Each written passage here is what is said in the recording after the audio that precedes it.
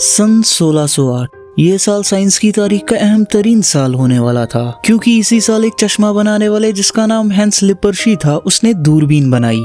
शुरू में इस दूरबीन का लोग खेल तमाशे के लिए इस्तेमाल किया करते थे और बाद में ये समुद्री लुटेरों के हाथ लग गई और समुद्री लुटेरे दूर से आने वाले जहाजों को देखने के लिए इस चीज का इस्तेमाल करते थे ताकि वो बाद में इन्हें लूट सके। और फिर बाद में 1809 के एक मशहूर वैज्ञानिक गैलीलियो ने इस दूरबीन की दिशा को काले समुद्रों से हटाकर टिमटिमाते तारों की तरफ कर दिया और फिर इस तरह साइंस की दुनिया में एस्ट्रोनॉमी की शुरुआत हुई। आजकल के हम इंसान इतने ज्यादा एडवांस हो चुके हैं कि समुद्र की गहराइयों से लेकर आसमान के किनारों तक देखने की ताकत रखने लगे और यूनिवर्स के नए नए राजों को जानने के लिए हर दिन कुछ ना कुछ नया करते रहते हैं। इसी तरह नासा नाम की स्पेस एजेंसी, जो कि कई सालों से स्टार्स, प्लैनेट्स, गैलेक्सीज पर रिसर्च कर रही है, उन्होंने अपने रिसर्च में काफी ज्यादा सैटेलाइट स्पेस में भेजे हैं, जिनका मकसद स्पेस में लाइफ की तलाश और इंसानों जैसे अक्ल रखने वाली स्पीशीज को ढूंढना यानी एलियंस को ढूंढना है। बट इस बार नासा ने एक ऐसे टेलीस्कोप को स्पेस में भेजा है कि करोड़ों किलोमीटर दूर के प्लैनेट को भी हम उससे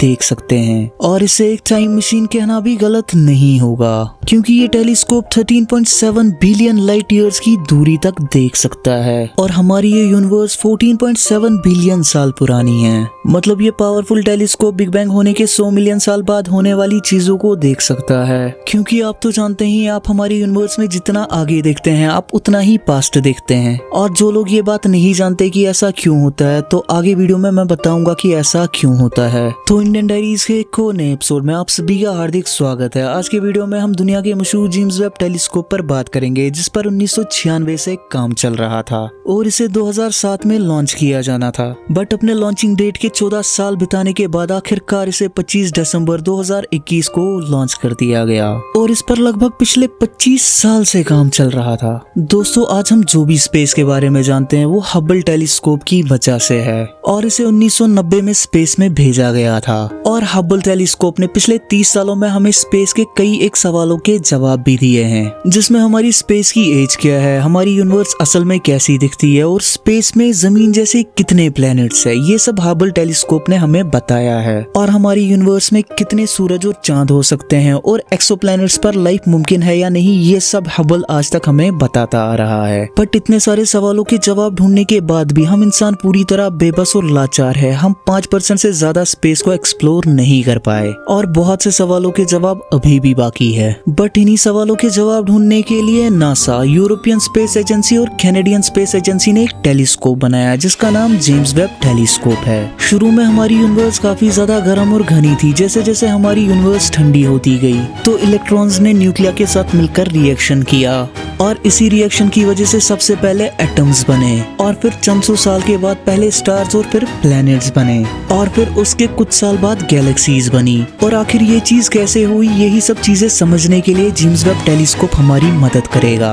और जेम्स वेब टेलीस्कोप को बनाने में 10 बिलियन यूएस डॉलर्स का खर्चा आया है। जेम्स वेब टेलीस्कोप 4 की गोल को सामने रखकर काम करेगा। फर्स्ट, बिग बैंग के बाद फर्स्ट स्टार्स और यूनिवर्स की स्टडी करना। सेकंड, गैलेक्सीज के फॉर्मेशन और एवोल्यूशन की स्टडी करना। Third, stars and planetary system के फॉर्मेशन की स्टडी करना एंड फाइनल, यूनिवर्स की ओरिजिन की स्टडी करना। आप सोच रहे होंगे कि ये टेलीस्कोप इन सब चीजों के बारे में कैसे बता सकता है। असल में इसमें मौजूद यूनिक फीचर्स की वजह से ये टेलीस्कोप ये सब चीजें बता सकता है और इससे पहले ये फीचर्स किसी और टेलीस्कोप में नहीं थे। James Webb telescope Hubble telescope से 6 गुना ज्यादा बड़ा है और वेब टेलीस्कोप को 4 ऐसे इंस्ट्रूमेंट से बनाया गया जो कि हबल टेलीस्कोप में नहीं थे और वो 4 इंस्ट्रूमेंट्स ये है। Number 1, sunshield protection. ये सनशील्ड प्रोटेक्शन इस वेब टेलीस्कोप को सूरज के अल्ट्रावायलेट रेज से बचाएगा, क्योंकि हमारी यूनिवर्स का टेम्परेचर -270.45 सेल्सियस है और इस जमा देने वाली ठंड में काम करने के लिए इस टेलीस्कोप का टेम्परेचर -223.2 सेल्सियस होना चाहिए। और अगर सूरज की रोशनी डायरेक्ट वेब टेलीस्कोप पर पड़ गई तो वो काम नहीं करेगी और तेज गर्मी की वजह से वो खराब भी हो सकता है। और इसी प्रॉब्लम को सॉल्व करने के लिए इस पर कैप्सॉन ई नाम की पॉलीमिड फिल्म्स की सनशील्ड लेयर लगाई गई और ये टोटल 5 लेयर्स है और ये लेयर्स इंसानी बालों से भी ज्यादा पतली है और इस शील्ड के दोनों तरफ एल्यूमिनियम और सिलिकॉन से कोट किया गया है ताकि ये सन की डायरेक्ट हीट को वापस स्पेस में रिफ्लेक्ट कर दे ताकि वेब टेलीस्कोप के बाकी पार्ट्स ठंडे रहे। इस वेब टेलीस्कोप का साइज एक टेनिस कोर्ट जितना बड़ा है और इसे ऐसे डिजाइन किया गया है कि वो 12 दफा फोल्ड हो सके ताकि इसके लॉन्च के वक्त आसानी से इसे पैक करके रॉकेट में डाला जा सके ताकि कोई भी चीज डैमेज ना हो सके। Number 2, mirrors.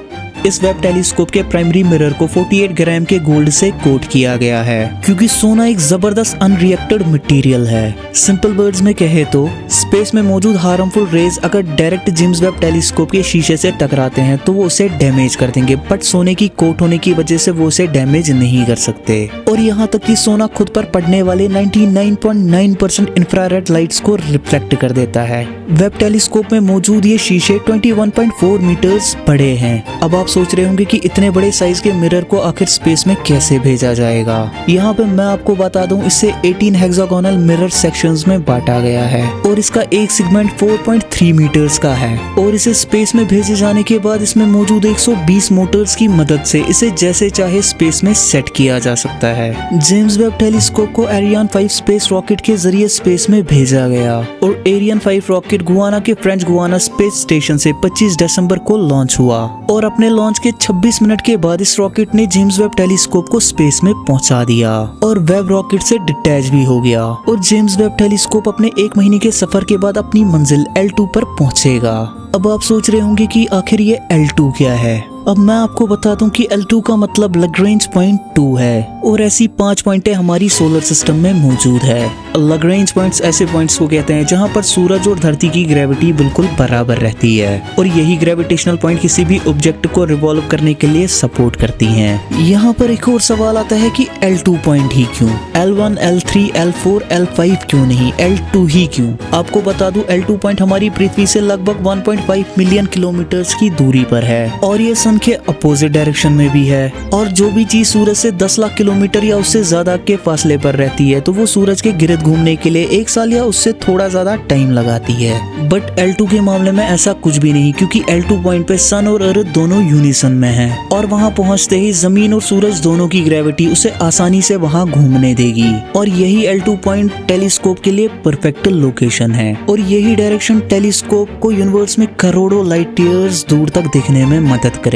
लेकिन L2 पॉइंट पर पहुंचते ही वेब टेलीस्कोप हमें रिजल्ट नहीं देगा, इसे रिजल्ट बताने में लगभग 6 महीने का टाइम लग जाएगा। मैं आपको बता दूं कि इसे इतना टाइम क्यों लगेगा, क्योंकि किसी भी सब्जेक्ट की बुक लेने से आप पास नहीं हो जाते, आपको उसे पढ़ना पड़ता है और पढ़ने में टाइम लगता है। सेम ऐसा ही वेब टेलीस्कोप के साथ भी है और वेब टेलीस्कोप को मिल्की वे के नियर बाई मूविंग ऑब्जेक्ट्स जिनमें asteroid, comets, moons and planets पर टारगेट करके इंस्ट्रूमेंट्स का डाटा और वर्किंग मैकेनिक्स को चेक करना पड़ेगा और फिर यूनिवर्स के राजों के बारे में हम जान सकेंगे। इन राजों के बारे में हम 14 साल पहले ही 2007 में जान लेते, बट ऐसा क्या हुआ कि इसमें इतना ज्यादा टाइम लग गया। 1996 में इस पर काम शुरू हुआ $500 मिलियन की बजट के साथ क्योंकि जेम्स वेब टेलीस्कोप को हबल के मुकाबले ज्यादा बेटर बनाना था, बट 2005 में बजट खत्म हो जाने की वजह से इसका काम रोकना पड़ा और फिर 2016 में इसका रिकंस्ट्रक्शन कंप्लीट हो गया और इसके बाद इसे टेस्टिंग के लिए भेज दिया गया। बट 2018 में जेम्स वेब टेलीस्कोप का सनशील्ड फट जाने की वजह से इस प्रोजेक्ट को वापस होल्ड कर दिया गया और ये प्रोजेक्ट कंप्लीट होने वाला ही था कि 2020 की महामारी की वजह से इसे दोबारा रोकना पड़ा। बट आखिरकार 25 दिसंबर को जेम्स वेब टेलीस्कोप को स्पेस में भेज दिया गया। ये प्रोजेक्ट $500 मिलियन पर शुरू हुआ और $8.8 बिलियन पर खत्म और जबकि ये टेलीस्कोप अब स्पेस में पहुंच चुका है तो 6 महीने बाद साइंस की दुनिया में एक हंगामा मचने वाला है क्योंकि ये कोई आम टेलीस्कोप नहीं, एक टाइम मशीन है। ये एक टाइम मशीन क्यों है? मिसाल के तौर पर आप इमेजिन करें कि आपको एक पावरफुल स्पेसशिप में बैठाकर एक पावरफुल टेलीस्कोप दे दिया जाए और धरती से 3000 लाइट ईयर्स की दूरी पर एक प्लेनेट पर छोड़ आए और उस प्लेनेट पर पहुंचते ही आप टेलीस्कोप को ओपन करें और डायरेक्ट पृथ्वी पर जूम करें तो क्या आप जानते हैं कि उस पावरफुल टेलीस्कोप में आपको क्या दिखेगा? आपको अर्थ पर आज से 3000 साल पहले का जमाना नजर आएगा जब एशियंट इजिप्शियंस पिरामिड्स बनाया करते थे। इसका मतलब वो पावरफुल टेलीस्कोप आपके लिए एक टाइम मशीन का काम करेगा, मगर कैसे?